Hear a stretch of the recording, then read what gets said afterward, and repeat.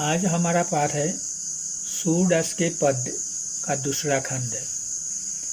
कविता के पहला खंड अगले दिन हमने पढ़ लिया। पहले खंड में माता यशोदा के प्रति अपने को लेकर बालक कृष्ण की शिकायत अर्थात अभियोग किस प्रकार का था, इसका वर्णन मिला। आज के खंड में बालक कृष्ण के बाल्यकाल की जो दुष्टाली है उसी का वर्णन मिलेगा। कृष्ण की शरारतों अर्थात दुष्टाली से परेशान होकर विह्वल होकर एक गोपी बालक कृष्ण के खिलाफ माता यशोदा से जिस प्रकार की शिकायत अर्थात अभियोग दे रही है उसी का सुंदर वर्णन इस खंड में मिलेगा। अर्थात कविता के पहले खंड में हमको मिला कृष्ण को माता यशोदा के कहने के अनुसार माँ से क्या मिला या क्या न मिला, अर्थात माँ के प्रति कृष्ण का अपना अभियोग। और दूसरे खंड में कृष्ण की सोती उम्र में साधारणतः बालक का जो स्वभाव होता है उसका वृत्तांत। इसी वृत्तांत को ही एक गोपी के द्वारा माता यशोदा से अभियोग के रूप में प्रस्तुत किया गया। अर्थात दूसरा खंड कृष्ण को लेकर यशोदा के प्रति एक गोपी का अभियोग। अब मैं कविता में चलूं। पहले संपूर्ण कवितांश मैं पढ़कर सुनाऊंगा। इसके बाद हर पंक्ति पढ़ पढ़कर कठिन शब्दों का अर्थ बतलाते हुए संपूर्ण पंक्ति का अर्थ बताकर आगे बढ़ जाऊंगा। इसके बाद समस्त कवितांश की व्याख्या एक साथ बता दूंगा। तुम लोग ध्यान से सुनकर याद रखना। सारा कवितांश इसी प्रकार है। तेरे लाल मेरो माखन खायो, दोपहर दिवस जानी घर सुनो, ढोरी ढंढोरी आप ही आयो, खोली किवाड़ी पैथी मंदिर में, दूध दही सब सखनी खवायो, ओ खल सड़ी छींके को लीन हो, अनभावत भूई में धरकाई, दिन प्रति हानि होती गोरस की, यह ढोटा कोने ढंग लायो, सूर श्याम को हटकी न राखे, ते ही पुट अनोखो जायो। अब मैं हर पंक्ति का अर्थ बताते जा रहा हूँ। मतलब हर पंक्ति में पढ़ दूंगा और उसके बाद उसका अर्थ में बताते जाऊंगा। उसके सभी पंक्तियों को एक एक पंक्ति समझाने के बाद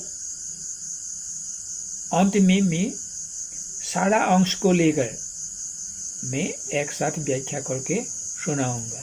ओके, ठीक है। तेरे लाल मेरो माखन खायो।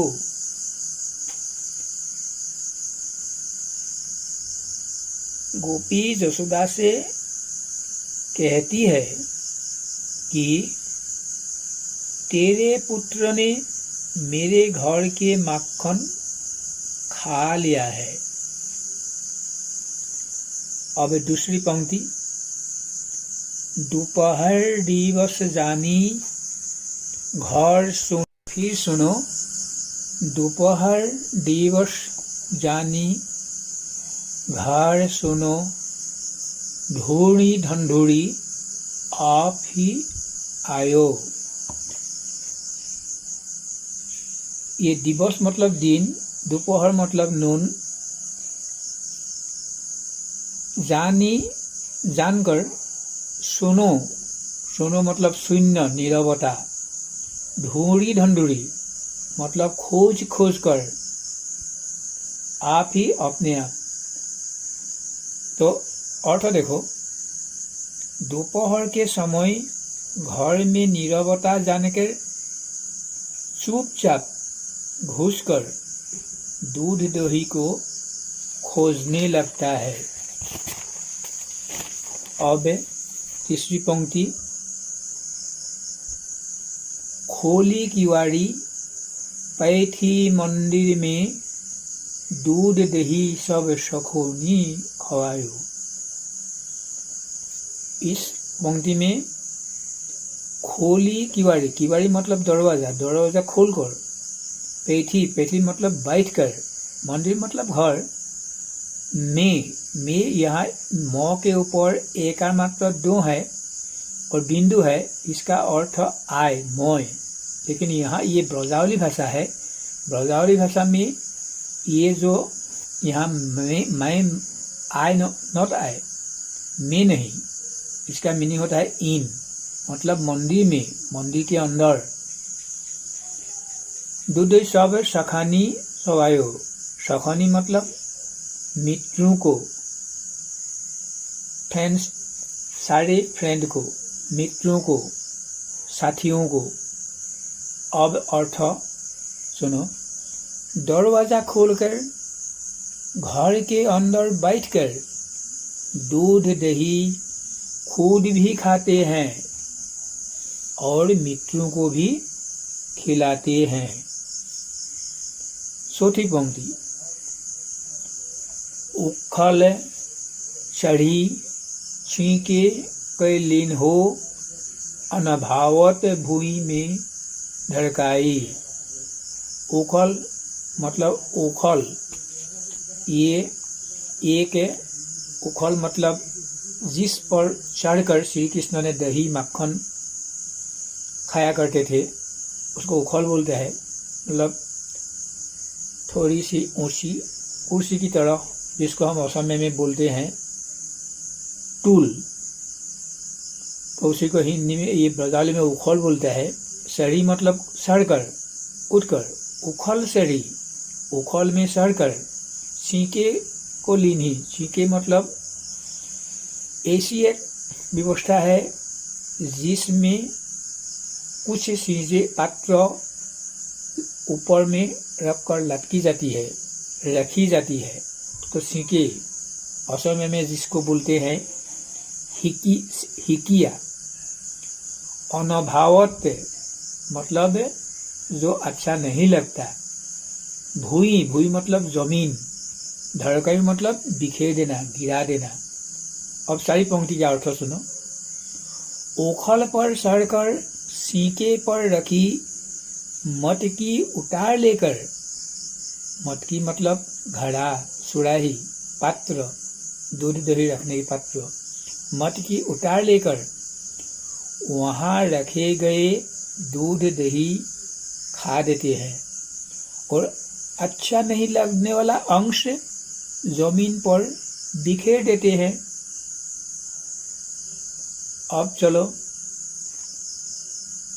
पांचवी पंक्ति, दिन प्रति हानि होती गोरस की यह ढोटा कोई ने ढंग लायो। मतलब यहाँ गोरस मतलब दूध है। गोरस मतलब गाय से निकला हुआ मतलब दूध है।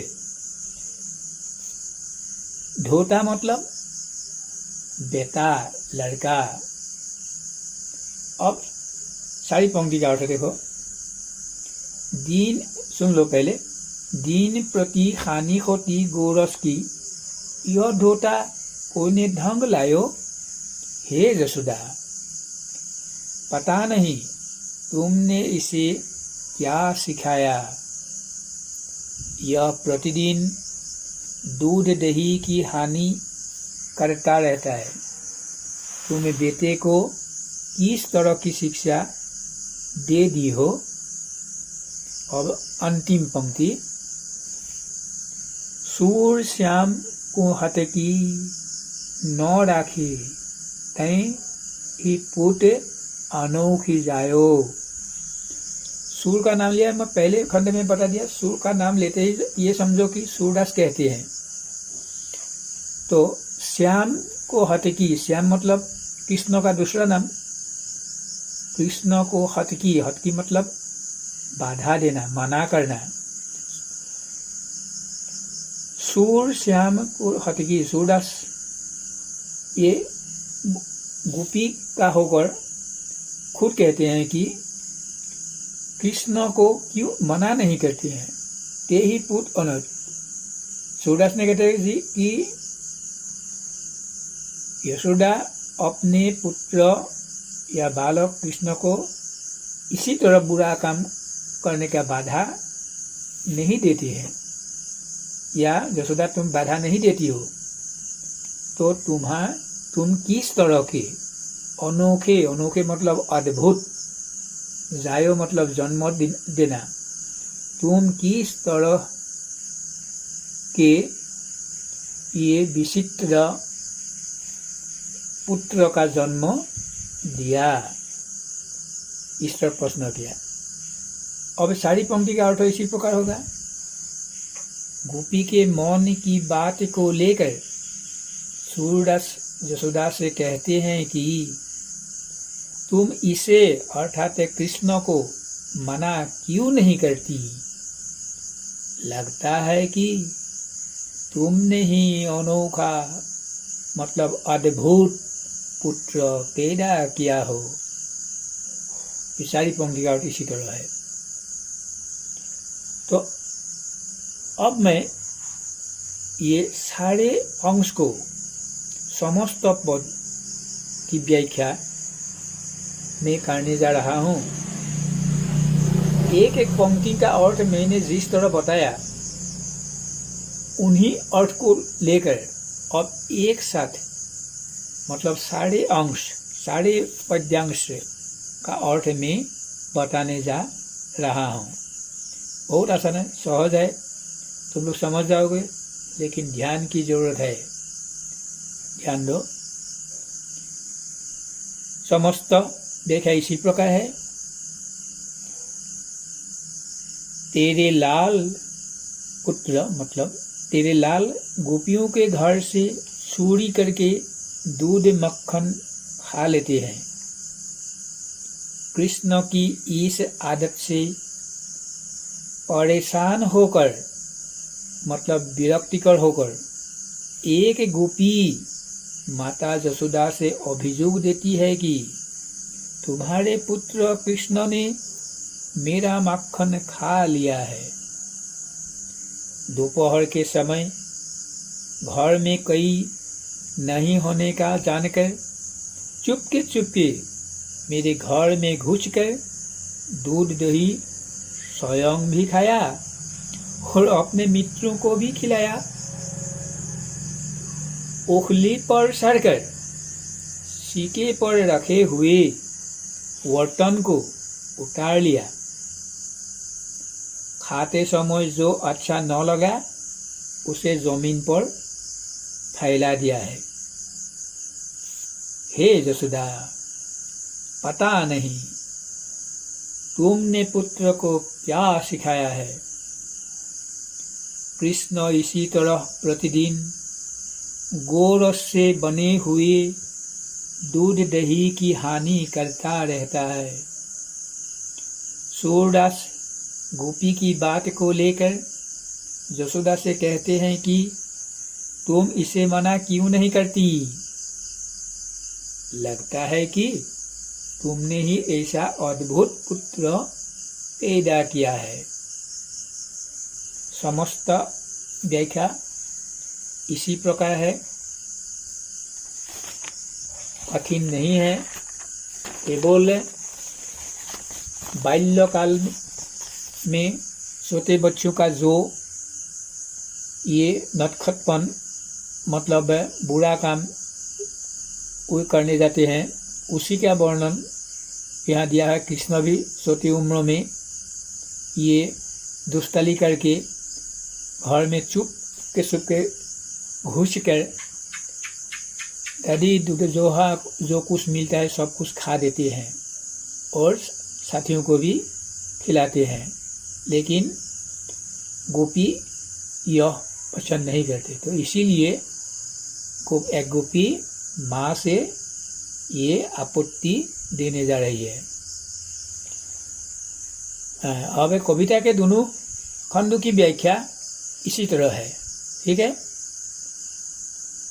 बच्चों, अब अभ्यास के लिए दोनों खंडों में से कई प्रश्न तुम लोगों के पास पेश करने जा रहा हूँ। इनका सही उत्तर घर में खुद लिखने का प्रयास करो और जांच करवा लो। अब प्रश्न इस प्रकार है। प्रश्न 1, बालक कृष्ण किस लोभ के कारण दूध पीने के लिए तैयार हुए? प्रश्न 2, बालक कृष्ण अपनी चोटी के विषय में क्या क्या सोच रहे थे? प्रश्न 3, दूध की तुलना में श्री कृष्ण कौन से खाद्य पदार्थ को अधिक पसंद करते हैं? प्रश्न 4, मक्खन चुराकर खाते समय श्री कृष्ण मक्खन का कुछ अंश जमीन पर बिखेर क्यों देते हैं? प्रश्न 5, इस कविता के दोनों पदों में से तुम्हें कौन सा पद अधिक अच्छा लगा और क्यों? इन 5 प्रश्नों का जवाब लिख करके ये जांच करवा लो और कुछ में 500 प्रश्नों का जवाब में थोड़ा थोड़ा बता दे रहा हूँ, तुम लोग ध्यान दो। प्रश्न 1 का आंसर इसी तरह होगा। तो बालक कृष्ण किस लोभ के कारण दूध पीने के लिए तैयार हुए? माता यशोदा कृष्ण से बार बार कहती थी कि दूध पीने से तुम्हारी चोटी बलराम की चोटी की तरह लंबी और मोटी हो जाएगी। कृष्ण अपनी चोटी को बड़ी होते देखना चाहते थे और इसी लोभ के कारण वे दूध पीने को तैयार हो हुए थे। दूसरा प्रश्न का जवाब मैं संक्षेप में बता दे रहा हूं, तो याद रखो, ठीक उसी तरह लिखने की कोशिश करो। श्री कृष्ण अपनी चोटी के बारे में सोच रहे थे कि बार बार दूध पीने पर भी यह आज भी सोता ही है, और माँ कहती थी कि दूध पीने रहने से यह मेरी चोटी मेरी मोटी और लंबी हो जाएगी।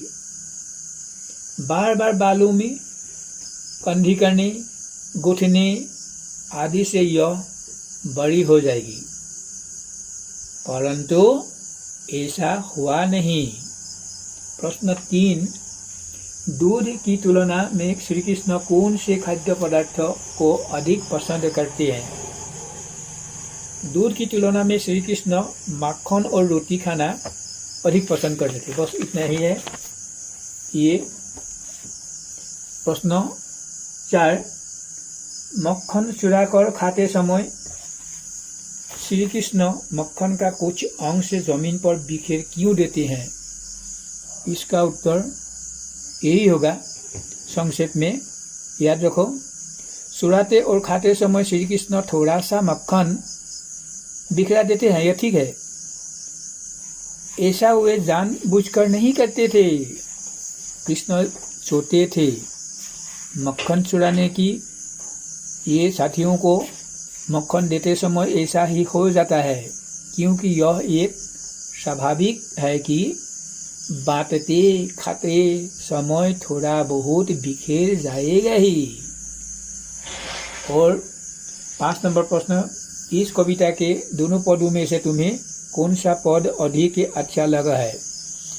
तो दोनों पदों में से मुझे दूसरा पद अधिक अच्छा लगा, क्योंकि कृष्ण अपनी बालसुलभ आदतों के कारण माखन की चोरी करते हैं तथा गोपी उनकी शिकायत माता यशोदा से करती है।